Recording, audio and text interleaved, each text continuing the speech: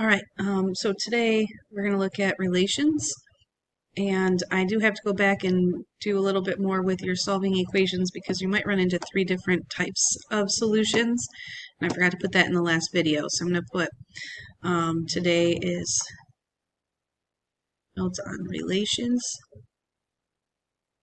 and mapping and more solving. Your page number at the top, and then you'll also want to put the date and put this into your table of contents. I'm going to start with the more solving. I'm going to say when solving equations, there are three cases. And we'll go through those cases. Case number one. If I give us a problem like 5 times 2 to the third power plus 4 times 3 over the 4 times 2 to the third power plus 4, and then this equals p. When we go to solve this, you do need to follow order of operations. So you have 5 times 8 plus 4 times 3 over 4 times 8 plus 4. And this is equal to p. Then I did 40 plus 12 over 4 times 12, which gives us 52 over 48, which I don't think is a nice number, but when you look at that decimal, you get 52 divided by 48, which gives you 1.083 repeating. And this was equal to p. We do have one solution here, and it happens to be that nasty decimal. Anytime you get down to one thing, a number, and that's equal to your variable, that's one solution. Let's take a look at case number 2.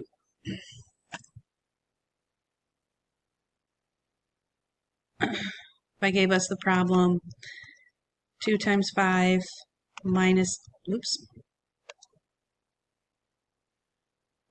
8 times 3h plus 6 equals, big brackets, 2h plus h plus 6 times 2. When I go simplify this, you got a bunch of grouping symbols, so you're working way from the inside out. So in this set of grouping symbol, we have 10 minus 8 times 3h plus 6. Can't really do anything in that one. Equals, well, in this set of parentheses, you got 3h plus 6, and then times 2. 10 minus 8 is 2 times 3h plus 6. And this is equal to a 3h plus 6 times 2. Notice both sides are the same pretty much, and if we were to distribute, you actually see that. You get 6h plus 12 equals 6h plus 12. And when does this happen? Any number I put in for h is going to work here. And if I keep continuing on, which I don't have to, but if both sides are the same, any number is going to work. So I'm going to put all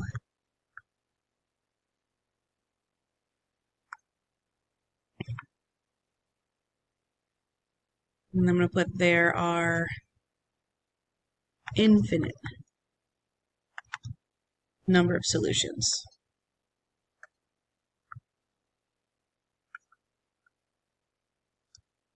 The symbol for that is an R with 2 backs. This is all real numbers.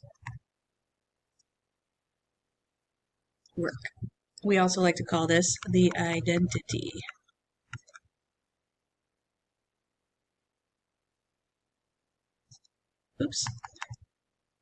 Identity. So that's case number 2. If both sides end up being the same thing, you have what's called the identity.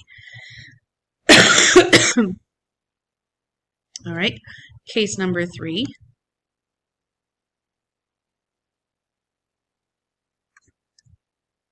If I give us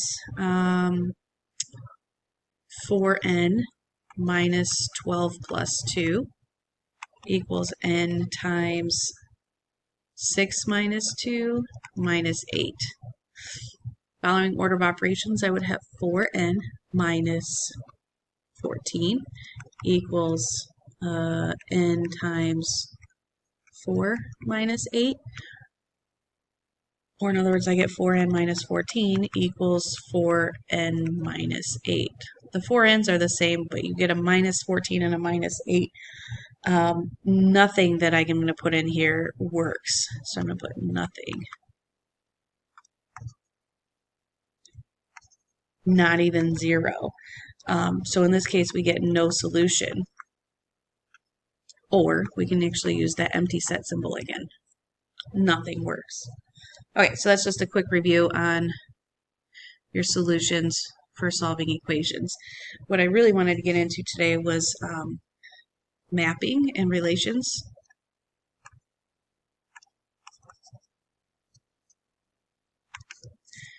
All right, so to do that, let's look at the quadrants, 4 quadrants.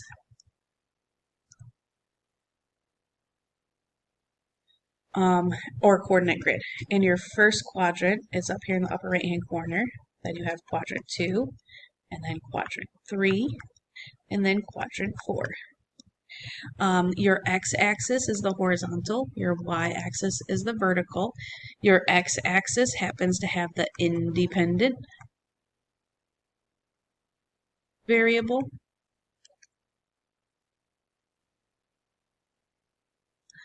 And your y-axis happens to have the dependent.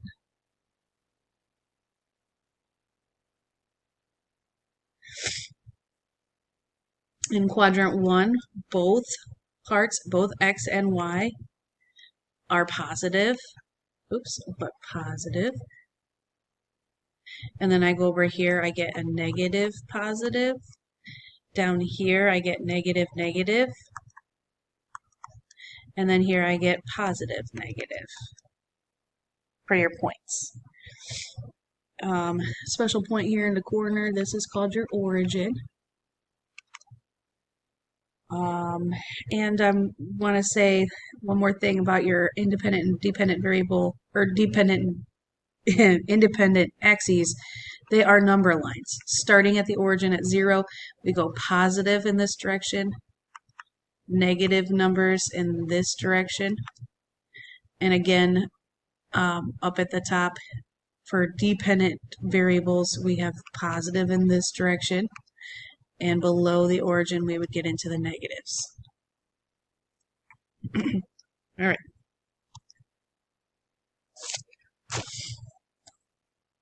All right, so a new word for us is actually called a relation. Highlight that. A relation is a set of ordered pairs.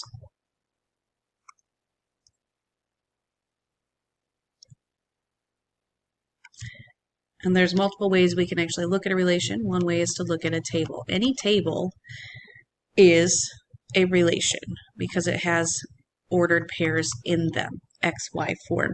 So like 0, 5, 1, 10, 2, 15, 3, 20.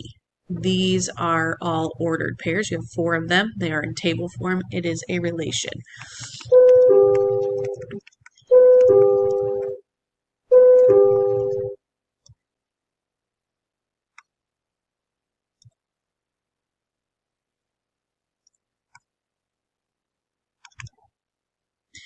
You could look at the set notation.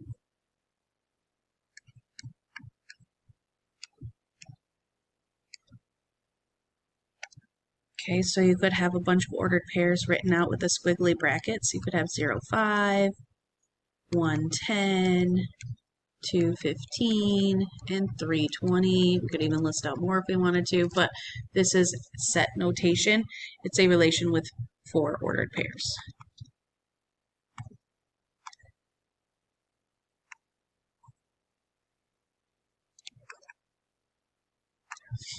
All right, way number 3.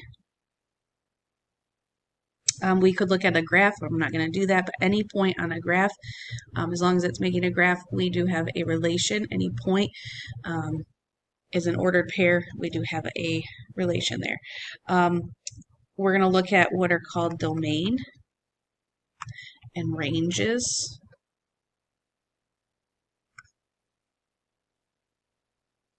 Okay, so domain is the set of all x values in the relation.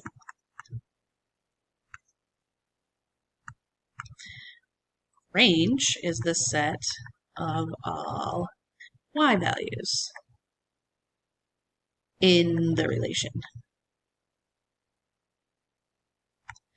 So when I look at the table that we had before, 0, 5, 1, 10, 3, 20, and 4, 25, the domain, and we'll put this in set notation,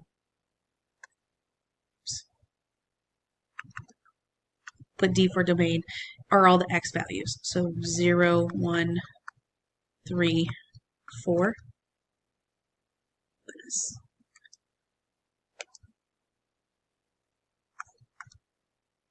And then we'll end with squiggly brackets. The range, we'll put R, is the set of all y values. So I'm just going to put it in set notation, 5, 10, 20, and 25. And close that with your brackets. All right, on your homework for 1.6, relations and mappings, I do know that you're going to have to make a table, a graph, and list out domain and range. So if I give you this set notation for the relation, we got 1, 2, 2, 4, 3, 6, 4, 8. Excuse me. They're going to want you to make a table for this. So put all of our x's and y's. Do 1, 2, 2, 4, 3, 6, and 4, 8. We do like to put them in order of your x values. So that was the table way. You will probably have to graph. So since we're all in quadrant 1, we don't really need the 4 quadrants. If I did 1, 2, 3, 4, 2, 6, 8, 10, 12. Okay, so I'm going by ones down here on the x-axis and 2's on the y-axis. So if I did 1, 2, put a dot, 2, 4, put a dot, 3, 6, put a dot, and 4, 8, put a dot. We can see that we have a graph of this relation, which happens to be a function, but we'll talk about that later. And then if we look at the domain, all your x values were 1, 2, 3, 4. And then our range were all the y values, 2, 4, 6, 8. Oh my gosh, I don't want a squiggly. I need a squiggly. Okay.